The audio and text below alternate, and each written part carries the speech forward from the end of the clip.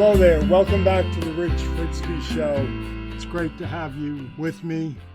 It's always a gift of grace. Thank you. They were not just playing politics this time around, said Bill Moyers. No, they were in fact toying with treason. While some were maniacal and certifiable, the Stop the Steal crowd on January 6th, who answered their president's call in refusing to accept the will of the people, also and certainly included legions of the duped. After all, just how could they be committing a federal crime in the service of their president? Moyers was referring to the President of the United States, his minions, 13 United States senators, and upwards of 140 Republican congressmen and women. While all crossed a bridge too far with nary a thought to the rippling impact and effect of their posturing, and all needed to be chastised in some way. The heralded leaders who ought to be removed certainly must include Senators Ted Cruz of Texas, Josh Hawley of Missouri, and Congressmen Mo Brooks and Louis Gohmert, who led the charge in the House, and maybe, just maybe, Republican leadership itself for taking no action whatsoever to push back upon it. Note that both Cruz and Hawley made a political calculation that standing with Trump would give them a tactical leg up in their own presidential races in 4 years. A choice between duty and politics ought never to be weighed, as duty to office, to oath, to people, to country, must ever and always be sacrosanct. As to the president himself, I well recognize that he is not good at thinking through actions, not good at gauging the impacts of policy or politics or schemes. A stable genius, he is ever so much better at destabilizing and instability both. As to just how purposeful, you be the judge. But as for me, I believe that there can be no release, no discernment, no consideration that relieves him from direct responsibility and culpability. As dumb as he is, and as maniacal as this was, he lied and lied and lied for months on end, for a full year, as to the alleged fraud that was part and parcel of mail-in voting. That any vote that went against him would have to be, must be, could only be rigged. Over and over again, his watchword was rigged, fraud, fear, the biggest of all lies. He said it again and again and again, and then daily repeated it over and over and over again, every day since Election Day. No proof whatsoever. Fraud, fraud, massive fraud, stolen, cheated. And no matter the judgments of his own departments of justice and Homeland Security and his cybersecurity teams, that the election was clean notwithstanding, as nearly perfect an election as possible notwithstanding, he just pressed forward, firing those in his administration who actually asserted the truth, as if truth can ever just be fired. He incessantly pushed back, firing up his base, as well as the nimnoids in Congress, with sycophancy enough to stand by him. He planned, he promoted, he acted, and sold his base on coming to Washington on January 6th on his behalf to stop the steal, promising them that it would be wild, and on the morning of, with tension already in the air, he overtly charged them with marching on the Capitol. A charge that he said he would be with them in. He told them that they must be strong for him. We know that he at first celebrated the storming of the Capitol while watching them from the safety of the White House. And there too was Donald Trump Jr. imploring them to turn the tide and fight. These are all simple truths, clear truths, as the president overtly and openly plotted, spoke, and acted to negate his sacred oath of office, to preserve, protect, and defend the Constitution of the United States of America. In the end, many new windows needed to be installed, and offices cleansed of debris, and furnishings restored, and computers and equipment damaged and or stolen replaced. Congressman Andy Kim of New Jersey worked for long with the maintenance crews to clean up the debris in the rotunda, because to him it was still a sacred place. Above all else, 5 lay dead, 1 who fell while scaling the walls, 1 who was trampled, and 1 misguided veteran who was down by a bullet, and yes, a Capitol Hill police officer who was reportedly pummeled to death with a fire extinguisher. Sure, it could have been worse, but blood had been spilled, and life all too brief snuffed out, and that blood and that life lie at the feet of and upon the hands of the complicit. And the President of the United States of America is absolutely complicit. This was his gig. He invited, excited, charged, and gave them their marching orders to go ye therefore and restore my presidency. Yes, go ye therefore to do the impossible. Oh, they'll talk about impeachment and introduce the articles of, but will it not, given the lack of time, be but a faint gesture? But I'm sure as hell for trying.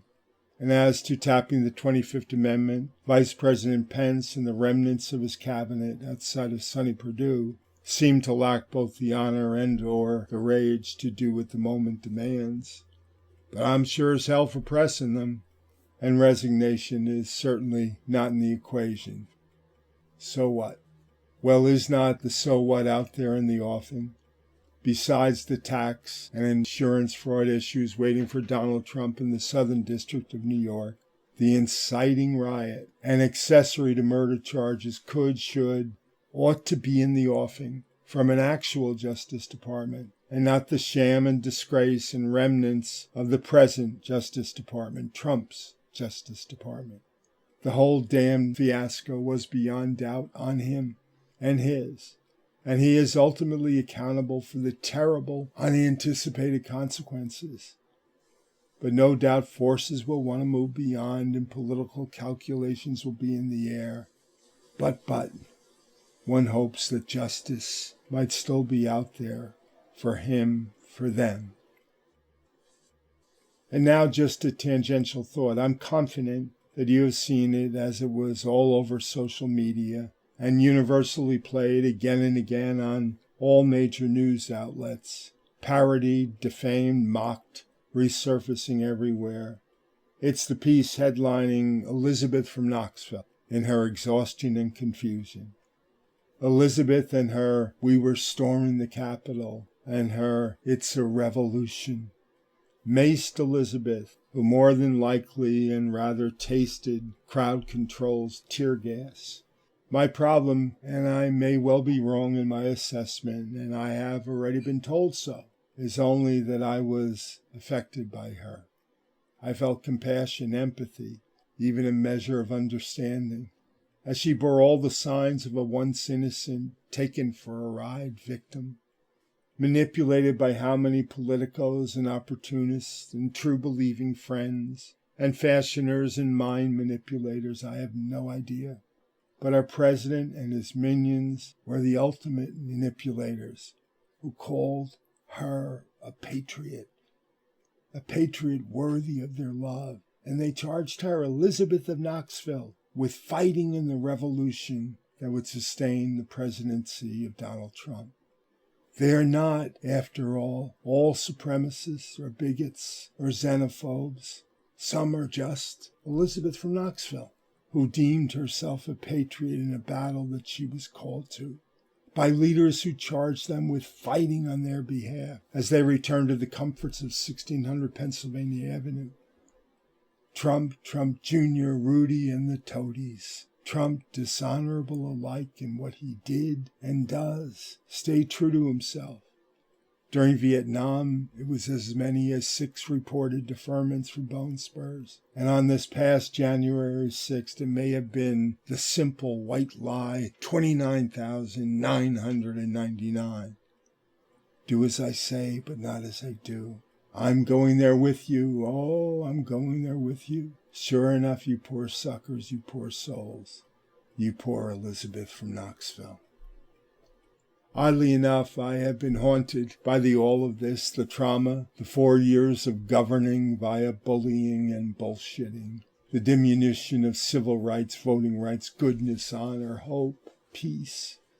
hitting ahead this week as the faces and the anger of those who stormed our house in D.C. and our own collective failings and inability to prevent the same stare us in the face.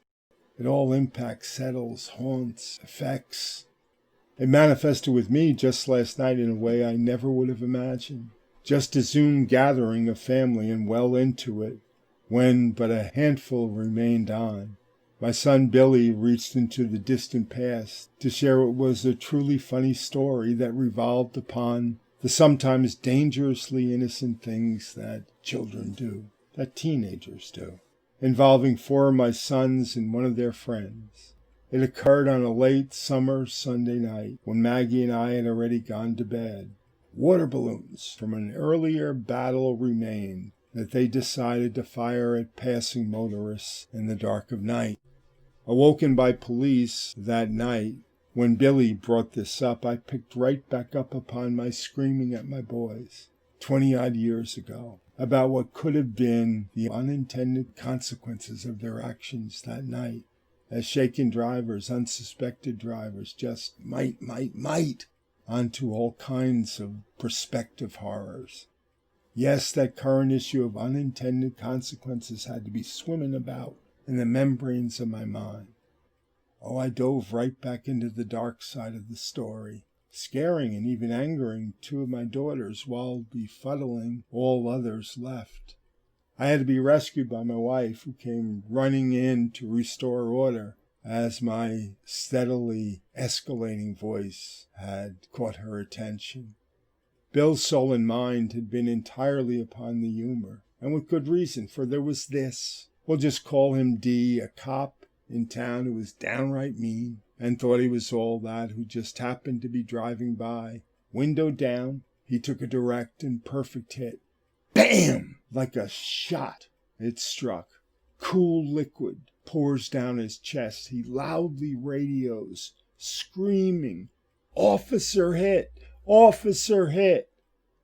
Next day, they decorated his locker with balloons galore and a sign that simply pronounced "Officer hit."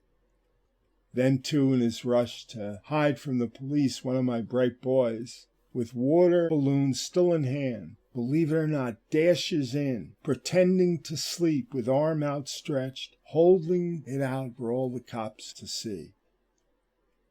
Later, my Maggie got me to reckon with the reality that ever upbeat, live life to the lees, storm the Bastilles, and change the world me has been darker, sadder, down of late. And there, I think, lies just another battle to reckon with.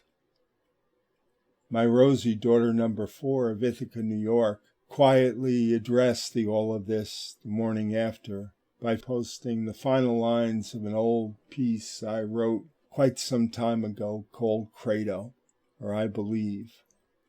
Like Mag, she too was calling me home. It read, simply, I believe that the gift of life, precariously clinging to a rainbow's glow, is but a promise kept, and that we, like the limitless star systems and galaxies that surround us, are but profound mysteries only fully realized in the mind of God. As such, we are not destined for annihilation or apocalypse. We are destined for wholeness and homecoming and unimaginable joy. Rosie signed it, Rich Fritzky, the strongest man in the whole world. The lone commenter was my Maggie. She wrote, talk about an affirmation of love. So be it, Rosebud, for back home to there is certainly, indeed, where I choose to live. And suddenly I was struck by the thought, the notion that poor Elizabeth of Knoxville and I, and maybe even you, were just different kind of victims after all. Thanks for being with, my friends. As ever, smile on your brothers and sisters this week. We need them more than ever. I'll be back to you soon. Take care.